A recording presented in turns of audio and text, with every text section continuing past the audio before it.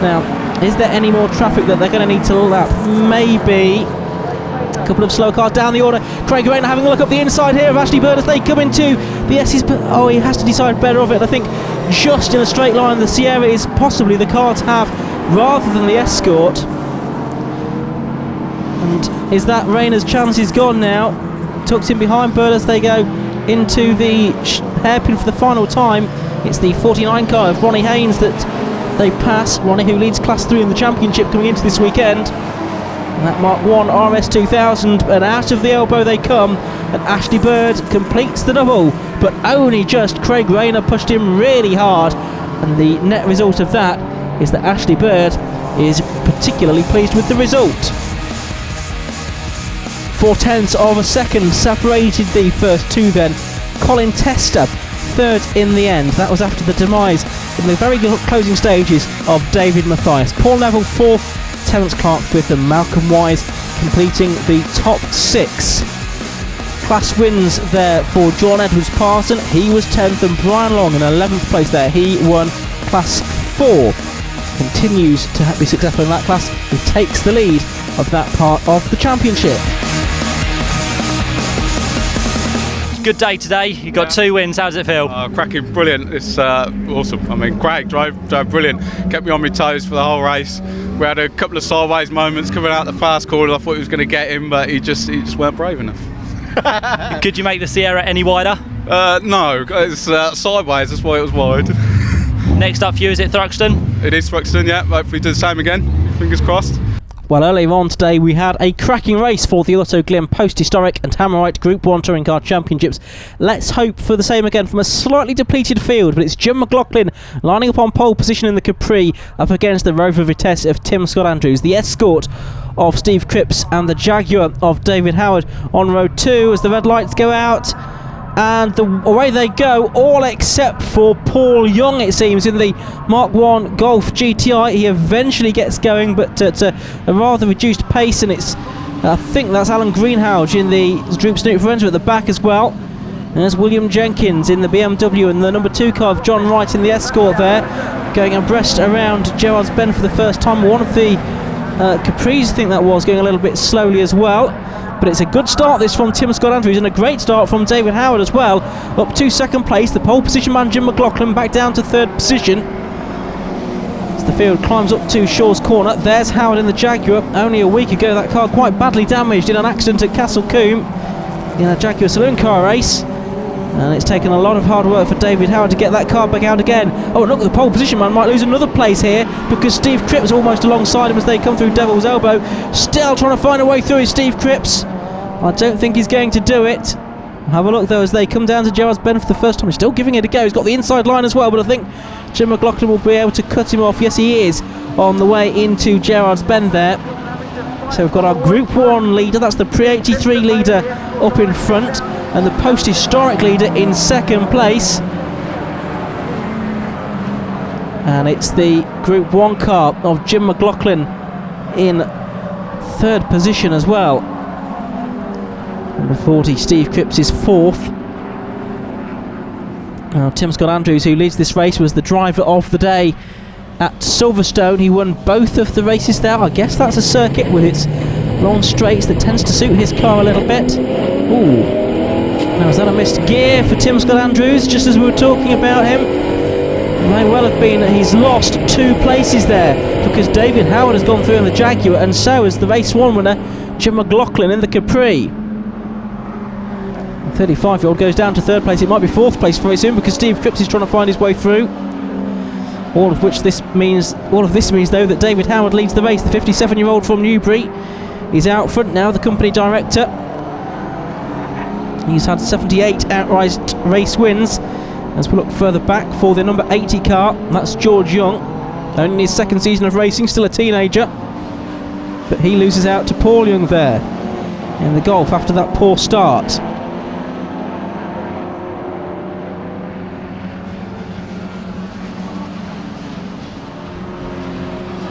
Well, here are the leaders again. You can see Dave Hickton there in the Opel Ascona is in 5th position. The first 5 cars not separated by very much here in the first three, separated by practically nothing at all. Tim Scott Andrews trying to come back at Jim McLaughlin, as Jim McLaughlin now buzzing around David Howard for the lead, trying to go around the outside here. The Capri will be a bit more number around Shaw's corner, but David Howard in that big jack, you're able to push McLaughlin wide. Does that give Scott Andrews a run through the exit? No. And Jim McLaughlin, despite being elbowed out there by David Howard, is able to take the lead of the race. So McLaughlin won race one. Can he make it the double here? Certainly not a foregone conclusion. There's Hickton, the 32-year-old from Andover, in 5th place in the Opel Ascona. He's been racing with the Classic Touring Car Racing Club since 2005. Neil Bray there in the number 76 car. He's also a real stalwart of the Classic Touring Car Racing Club scene. Now back up front, and David Howard with the number 1 on the side of his car, who won the Post-Historic Touring Car Championship last season, out there in this 1971 XJ12. Robert Beer engine, 5.3 litres. Car built by David in 2005. It's won its class every year since. Oh, and Tim Scott Andrews taking to the grass there at the S's. Looking to survive. McLaughlin just able to eke out a bit of a gap now over the rest of them. Tim Scott Andrews in 2nd, David Howard now 3rd, Steve Cripps is 4th, and they've got some lapping to do. So we look back to this battle between number 2 John Wright and number 76 Neil Bray. This is over 7th and 8th position, and just behind them is Matthew Irons in the number 37 car as well, so it's a three-way scrap really for 7th. These cars all in different classes as well. Matthew Irons in Class G in the BMW 323. Numerous different classes all on the same grid here. There in the background you can see the Alfa Sud of Peter Smart, he having been lapped by race leader Jim McLaughlin now. McLaughlin past the motorcycle bus stop chicane and dropping down through the Devil's Elbow now with quite a decent advantage over Tim Scott Andrews, but it has come down. We're going on to the final lap. You can see there the daylight that Tim Scott Andrews has put between himself and David Howard now. I reckon Tim Scott Andrews still fancies his chances here. And a bit of work to do to catch up to the leader though. And look how Steve Cripps is under pressure from Dave Hickton as well. Good stuff this. Gerard Jonah chasing after the Escort there. It's a 1979 car.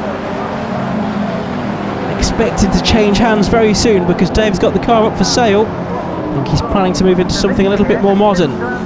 Well, here's Jim McLaughlin, and Tim Scott Andrews is right with him now up at Shaw's corner. 1 car length between them as they round the hairpin for the final time. Now can Tim Scott Andrews get the power down on the way out of the hairpin? I don't think he can. If anything, Jim McLaughlin just edging away slightly. And that lighter Capri down to the start and finish line they come. The checkered flag goes out, the lights flash, and it's another victory for Jim McLaughlin. In 2nd place is Tim Scott Andrews. 3rd, 4th and 5th cross the line right together. Now here's William Jenkins in 6th. He's just got a bit of daylight between himself and the battling Escort and Capri. Neil Bray trying to go around the outside there of John Wright, but he's leaving the door open there for Matthew Irons if he's not very careful. I think he's just about held on to that there.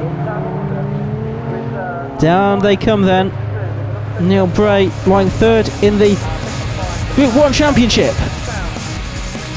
And here are the results then. In the end, the gap only 0.4 of a second between McLaughlin and Tim Scott Andrews. David Howard 6 seconds behind in 3rd place. He was the first of the post-historic cars. William Jenkins in 6th was the second of those, and John Wright completed that part of the podium. Here are the finishers in the minor places. Mark Astrup 11th. Paul Ewing after that poor start, he finished 12th. Mark Osborne, the Dolomite Sprint, was 13th, and Gary Fletcher, again up on the back of the grid, he finished in 14th position. Jim, good race for you once again. Double here today. How's that feel? Yeah, it's very, very hard work, but I think all three cars were very evenly matched, and it was Tim had it, and as he said himself, he missed a gear coming out the hairpin. We were all close enough just to nick by, and we were just, you could have thrown a sheet over us. There's no, I think if you look at the timesheets, we'll all be split seconds away from each other, so I was lucky. Tim, right towards the end there, you came good, but it was just one lap too late. Yeah, no, I started reeling Jim at the end, but it all went wrong when I put it into third coming out the hairpin, and these guys got by, and then it was they put up a mighty fight, especially David. We had a good dive for many laps. It was good fun. Out onto the grid go the cars for the Classic Thunder Race, which we'll see after this break.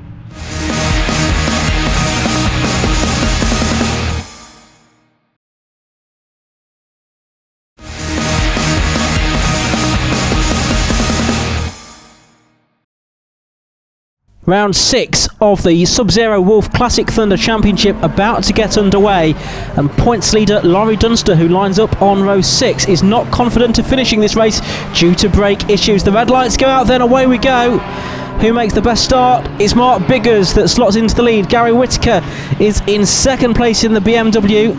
Looks like third place is Vaughan Fletcher, and a spin off for Colin Tester. Well, it's not the first time he's been off at that part of the circuit today. He'll get going again, I think. As you can see in the background, the Renault Clio of Andy Johnson. And there goes Tester back onto the circuit. Oh, Paul Dobson in a cloud of smoke goes up to what's that, 4th position, slotting in behind Jos Ronchetti there.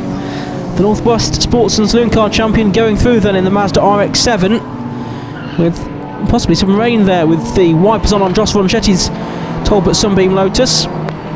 As the second of the Scoobies makes a bit of a mistake there, maybe. Here are the leaders then. Biggers, who went well in race 1, Whittaker in second, and now Dobson up to third place in the number 95 car. He's ahead now of Jos Ronchetti,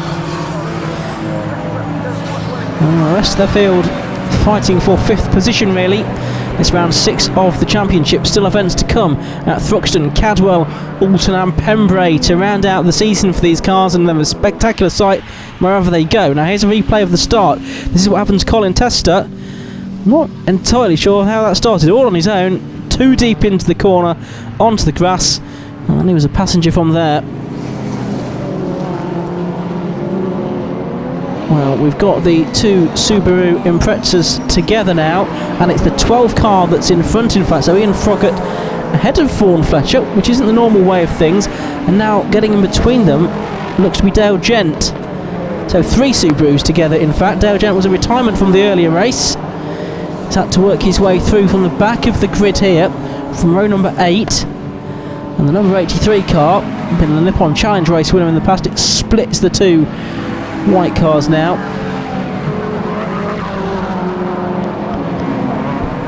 Onto the back straight they go. They're not too far behind Jos Ronchetti here. It's the VF Racing cars of Vaughan Fletcher, with the Scooby Clinic and Vigor Tools backed Ian Froggatt car just in behind. But really now we have 4 cars together here, headed by Ronchetti, who let Dobson go through in the early stages. Out onto the straight they go. This Classic Thunder Championship sees Vaughan Fletcher move up a position now in the 16 car. The joiner from Chesterfield in Derbyshire goes up a place. Oh, look, Paul Dobson, is he going to hold on to that? Oh, somehow he does. That's absolutely astonishing. For all the world, it looked like the 95 car was going to go round there, and he's held on to that position from Dan Stringfellow, who had to start on the back of the grid, of course, so he's made some good progress up the order. Looks like the Brian Lilly Escort is up ahead of them. Not seen too much of Alex Owen in his Ford RS Cosworth in the course of this race. So Dobson now has Stringfellow behind him, and they're fighting for third place here. Look, that car of Dobson, so sideways, so unsettled all the way around Gerrard's Bend. It looks like an absolute handful to drive, whereas the BMW, relatively speaking, looks as if it's on rails. Down to the S's they go then, and Stringfellow goes through. Another place made up. I don't think he's quite lapping on the pace of the leaders though, because Mark Biggers has been lapping below the 47-second barrier. That's well over 103 miles per hour. And here he is into the Shaw's corner once more with Gary Whittaker in second place, just in shot now, so you can see it's quite a margin that Mark Biggers has over the rest of them. There's Tester now, he's actually gone a lap down, and Spinner, oh, now what's going on here? That's Laurie Dunster. Well, he had problems, we know, with his brakes earlier on. The championship leader and the double winner earlier on in the pre-93s, his car comes to a halt. And what's going on with Dan Stringfellow's car? There's some problems there, isn't there? Marshall's on the scene of Dunster. He's moving, I think he's okay. Marshall's just signalling for a lift. Now some damage to the front of Dan Stringfellow's car, so we can put 2 and 2 together here maybe, and think that there was some contact between Stringfellow and Dunster, and the red flags now go out with Laurie Dunster's car stranded up at Shaw's corner. The race being brought to a halt. Well, no time for a restart, so the result confirmed with Mark Biggers the winner by 5 seconds from Gary Whittaker. Dan Stringfellow was classified in 3rd position. In 4th place was Paul Dobson, 5th Vaughan Fletcher, and disappointing 6th for local man Joss Ronchetti. Brian Lilly and Andy Johnson completed the finishes, but Des Thresh and Laurie Dunster, because of that incident, were not classified among the completing runners.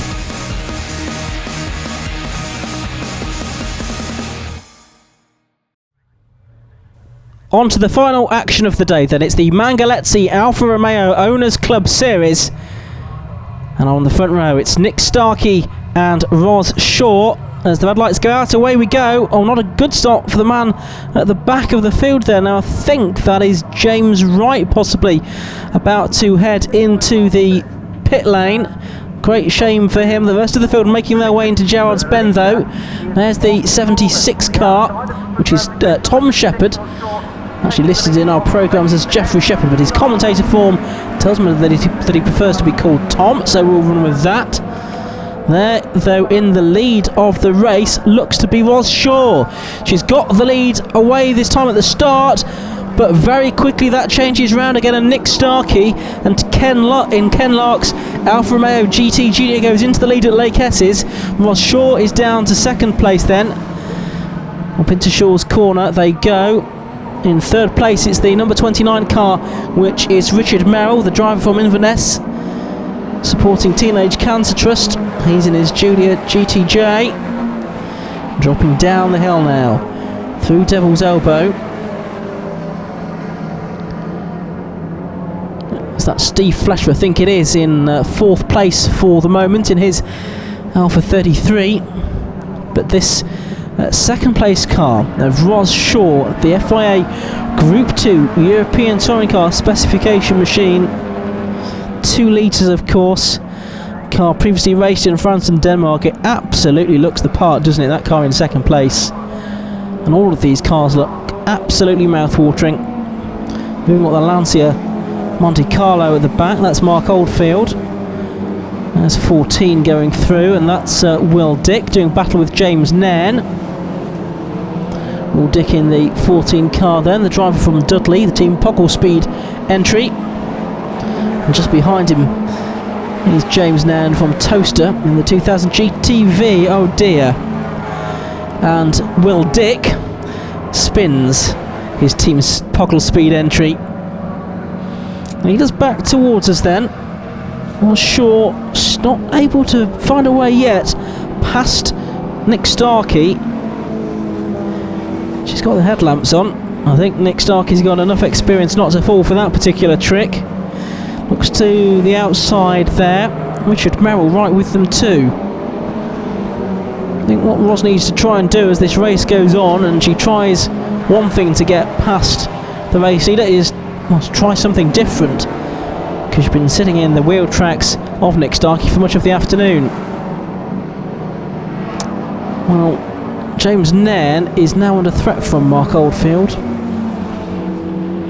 And the battle going on here for 4th place, because Steve Fletcher now under pressure from Tom Shepherd.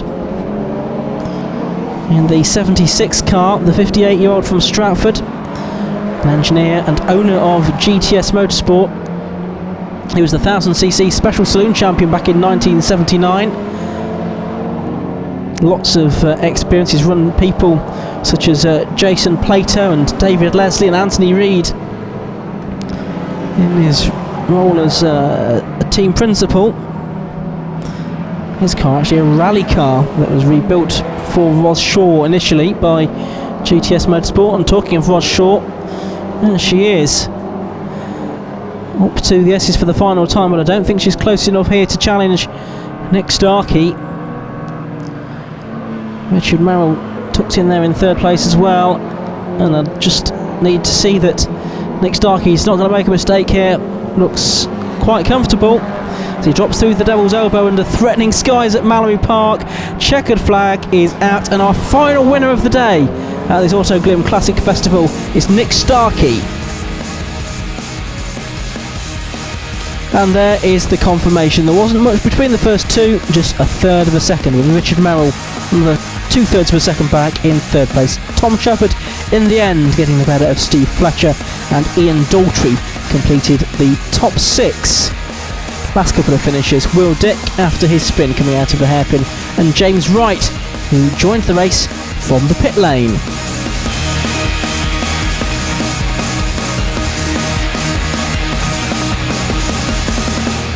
Yeah, it has been a fantastic day's racing here at Mallory Park. Thank you very much to everybody that's come along. Thank you to all of you for watching as well, and thanks to the Classic Touring Car Racing Club. We hope to be back here at Mallory very, very soon. Bye-bye.